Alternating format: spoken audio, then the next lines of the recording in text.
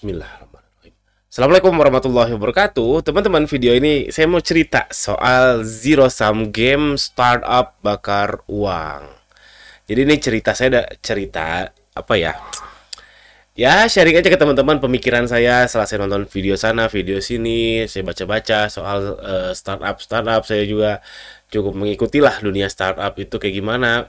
Dan ya, kita mulai aja. Jadi apa itu zero sum game? Jadi kayak namanya zero sum game. Jadi sesuatu yang ditambahkan jadi zero dari itu game. Jadi ini itu teori ekonomi ya, teori ekonomi game teori salah satunya ada nama zero sum game. Jadi ini sesederhana cungkit-cungkit teman-teman, cungkit-cungkit kita waktu TK dulu kan ada cungkit-cungkit nih kayak gini. Jadi kalau ada satu di atas, yang satu lagi pasti di bawah. Atau kalau mau di tengah dua-duanya juga bisa. Jadi kalau mau menang, yang menang ini harus ada yang kalah, harus ada yang lose. Itulah zero sum game dalam dalam teori ekonomi. Jadi kalau Anda mau menang, seseorang harus kalah. Nggak bisa Anda menang Anda menang, yang lain juga menang, itu nggak bisa di teori zero sum game. Contohnya apa? Contohnya judi. Judi itu jelas kalau Anda mau menang banyak, yang lain harus kalah banyak. Kalau Anda mau menang, yang lain harus ada orang yang kalah, harus ada orang yang rugi. Lalu skema Ponzi juga kurang lebih sama. Lalu MLM juga kan kayak gitu. Kalau kita multi level marketing, kalau kita mau banyak downline-nya dan kita berhasil di sini, ini kita ya berhasil, yang bagian bawah ini harus gagal dulu. Nggak bisa yang ini langsung berhasil, nggak bisa. Biar kita berhasil, yang ini juga berhasil, nggak bisa. Tapi yang bawah harus gagal terus. Ini memang skemanya kayak gitu. Itu namanya zero sum game. Contoh lainnya yang lebih gampang apa ya? Saya rasa ini 3 contoh ini mungkin sudah dekat dengan yang kita lihat sehari-hari ya. Judi jelas banget zero sum game. Nah, ternyata setelah saya pikir-pikir, setelah saya baca sini situ, kayaknya si Shopee atau startup lain yang bakar uang tuh juga zero sum game. Kenapa? Ini ceritanya kayak gini. Jadi saya contohkan Shopee ya, karena ekspertis saya di jualan online. Saya contohkan Shopee. Shopee itu ada tiga stakeholder terpenting lah. Shopee-nya sendiri si platform, seller, sama customer. Jadi ini zero sum game karena mau win-win-win. Jadi L itu lose, W itu win. Jadi mau win-win itu susah sekali. Kenapa? Sekarang saya kasih lihat faktanya ya. Faktanya yang terjadi kalau Shopee seller customer, kalau Shopee-nya lagi lose, sellernya lagi lose, customer akan win. Kenapa? Customer akan dapat harga lebih murah. Ini biasanya terjadi di peak day atau di peak day di 12.12, 11.11. Shopee-nya bakar uang, gratis ongkir, sellernya juga di-push oleh Shopee untuk ngasih diskon. Kalau nggak ngasih diskon nggak dapat exposure, sehingga yang menang apa ya? Customer bisa beli murah, gratis ongkir pula, customer super menang. Jadi itu lose win. Itu saat peak day peak day plus bakar uang. Ini kebangetan, bukan kebangetan ya, memang faktanya kayak gitu ya. Di peak day itu seller itu kalau nggak diskon ya nggak dapat exposure, nggak dapat exposure lebih. Lalu skema selanjutnya lose win-win. Jadi lose win-win, yaitu ketika bakar uang regulernya Shopee, yaitu dulu awal-awal Shopee itu gratis ongkir 0 rupiah setiap hari teman-teman. Itu seller win, customer juga win. Kenapa? Seller jual apa aja jadi laku, jual yang 5 ribuan jadi laku, jual ini jadi laku, dan seterusnya. Customer juga sama, karena salah satu pain point belanja online adalah ongkir, apalagi kita di negara kepulauan yang ongkirnya mahal, beda pulau beda cukup mahal ya, cukup mahal. Jadi ongkir memang salah satu kendala besar di negara kita ini. Nah, ketika bakar uang itu Shopee-nya lose, kita sebagai seller atau saya sebagai seller itu win, customer juga win.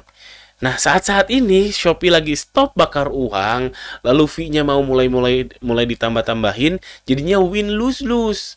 Shopee-nya win karena dia mulai penghematan, ya walaupun masih rugi ya, Shopee-nya pasti saya yakin masih rugi. Cuman kan dia lebih menang daripada sebelumnya. Shopee-nya win, sellernya lose, customer-nya lose. Customer-nya kalah, sellernya kalah. Kenapa customer-nya kalah? Sellernya kalah karena ternyata, contohnya saya pribadi, ternyata qadarullah setelah Shopee bakar uangnya pelan-pelan dicabut, ternyata customer saya banyak yang price sensitif sama promo sensitif. Jadi nggak semuanya, alhamdulillahnya nggak semuanya ya, nggak nol banget. Alhamdulillah masih masih terseok-seok dengan customer yang loyal, yang tidak loyal customer, yang repeat order dan yang tidak promo sensitif. Itulah faktanya. Itu yang kejadian di saya. Dan customer juga lose karena jadi nggak dapat gratis ongkir, dia nggak dapat apa? Dia dapat kena kena apa? Kena biaya admin yang Rp1.000 per apa? Per transaksi dan seterusnya. Itu skema win lose lose. Nah, saya belum nemu kalau skemanya Shopee-nya menang, sellernya menang, customernya yang kalah. Saya belum nemu. Karena memang tujuan si platform ini kan biar customernya selalu win ya. Meskipun ini ada skema yang saya bilang customernya lose. Kenapa lose? Dia harus bayar admin, dia harus bayar ongkir. Dia saat ini relatif lose daripada sebelumnya. Tapi ke ujung-ujungnya memang sebenarnya mencari namanya win-win. Jadi Shopee-nya win, sellernya win, customer juga win. Nah, ini kapan terjadi? Saat ini belum terjadi untuk ekosistem Shopee. Ekosistem jual online belum terjadi. Tapi secara teori itu kalau sudah terjadi monopoli dan duopoli, itu akan terjadi skema win-win-win semuanya. Contohnya di Gojek sama Grab, walaupun saya belum begitu kerasa ya. Cuman walaupun belum secara umum belum terlihat betul, tapi memang secara teori kalau udah mencapai monopoli atau duopoli, Gojek Grab itu harusnya win-win-win. Kalau Gojek kan, Gojek Grab itu berarti stakeholdernya adalah platformnya, si Gojek atau Grabnya. Lalu mitra, itu si driver lah, driver ya. Ini yang ride hailing ya, bukan yang GoFood atau GrabFood sama si customer. Nah, dulu kan ada 3 pilihan ya, ada Gojek, ada Grab, ada macam-macam lah, ada Uber dan lain sebagainya. Nah, sekarang tinggal 2 yang besar ya. Sebenarnya kalau yang lokal-lokal juga ada sih. Jadi platform, driver sama customer ini seharusnya udah win-win-win karena platformnya orang sudah loyal kepada Gojek sama Grab karena nggak ada pilihan lain. Apalagi yang sudah bertahun-tahun selalu naik ojek online, ya harus order Gojek atau Grab. Lalu drivernya juga sama, harusnya makin kesini ya mereka persaingannya nggak terlalu ketat karena tinggal Gojek sama Grab aja. Lalu customernya harusnya dengan tanpa promo pun harusnya order karena yaitu si platformnya udah ketergantungan. Jadi bakar uang ini proses bakar uang si startup ini, salah satu harapannya adalah biar customer ketergantungan. Ketika bakar uangnya dicabut ya mau nggak mau customer harus menggunakan lagi. Nah, hati-hati buat yang jualan online, si TikTok ini lagi di fase lose win-win. Nah, lagi di fase lose win-win, dia bakar uang sendiri.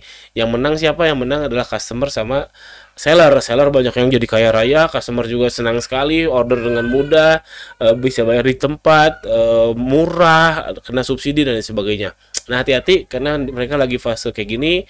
Jadi buat para seller, manfaatkan momentum, segera jualan dan manfaatkan untuk dapat untung sebesar-besarnya, jangan mendapatkan buntung buntung sebesar-besarnya juga ya. Jadi jangan ikutan di fase TikTok lagi ini, jangan ikutan bakar uang, ngasih diskon terlalu dalam juga di TikTok. Harus nyari untung. Oke, itu aja opini saya tentang zero sum game. Mudah-mudahan teman-teman ada faedah yang bisa diambil. Jika iya, tolong subscribe channel ini. Terima kasih yang sudah menonton sampai akhir. Assalamualaikum warahmatullahi wabarakatuh.